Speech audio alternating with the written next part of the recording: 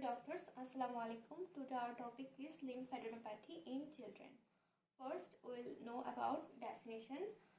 Lymphadenopathy means the disease of lymph node in which the lymph node becomes enlarged or abnormal in size, consistency or in number. Basically, we have almost 600 lymph nodes in our body. Among them, most of them is not palpable.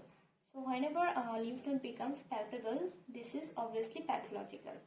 And first of all, we will get to know about the causes. The cervical lymphadenopathy is the most common type of lymphadenopathy in children, and then generalized lymphadenopathy. The causes of lymphadenopathy, whenever we talk about the cause, we will categorize it in infective cause, neoplastic cause, and connective tissue disorder.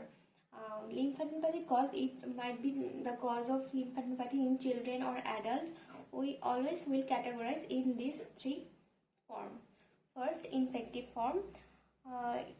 In case of children, it is most commonly tubercular lymphadenopathy, and in neoplastic category, it is acute leukemia and lymphoma.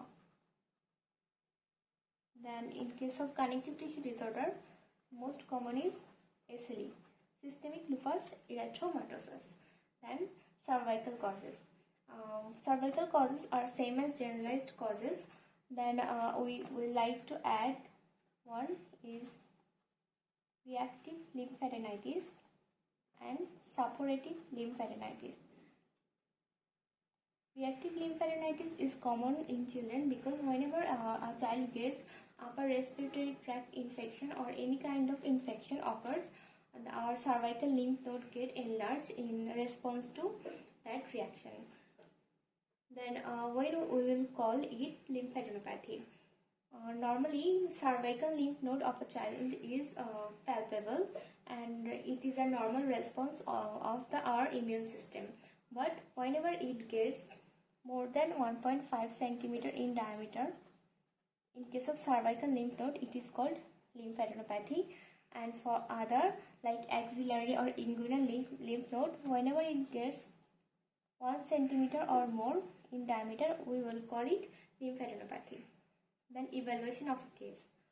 First, whenever a patient or child comes to us, we will take the history from the mother, that when she noticed like the onset or the speed of growth or any kind of associated symptom. All this will help us in evaluating or finding the pathology. Then we will examine the patient. Here we will consider 8 points.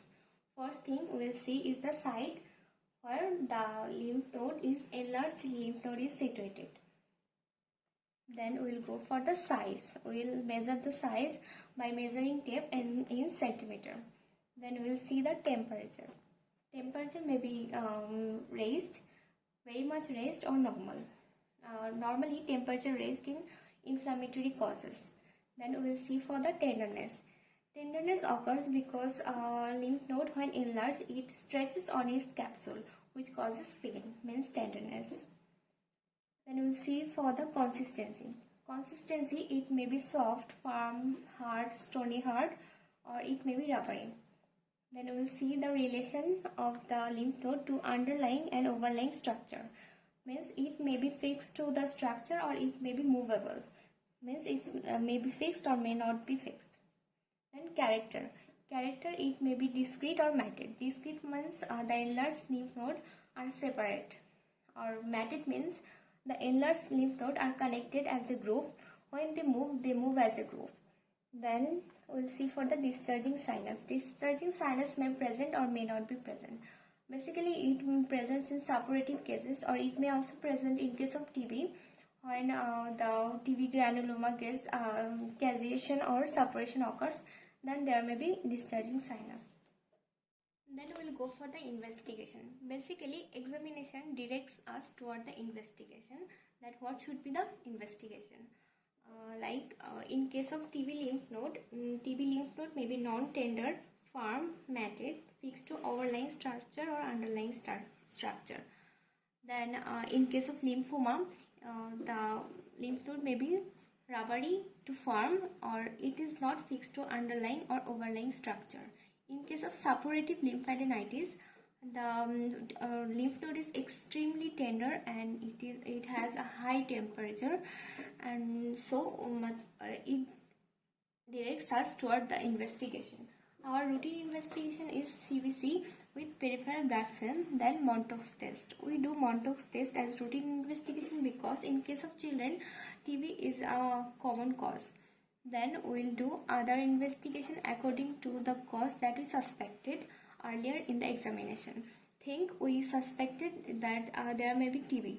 Then we will do X-ray or acid-fast Vesely test. Then think we suspected leukemia or lymphoma. Then we will do bone marrow examination. Then if we don't find anything after doing all of this, then we can go for the biopsy or FNSC. After doing investigation, we obviously do the treatment, and treatment will be according to the pathology that we got from the investigation. If we get TB, we will give anti-tubercular drug, and so if we get leukemia, we will treat for the leukemia. So investigation will talk later.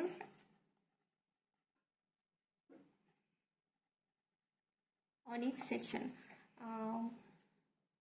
So tell me if you want to know details about all of the treatment, and obviously comment if you get to know anything new or it was helpful for you or not, and obviously do subscribe.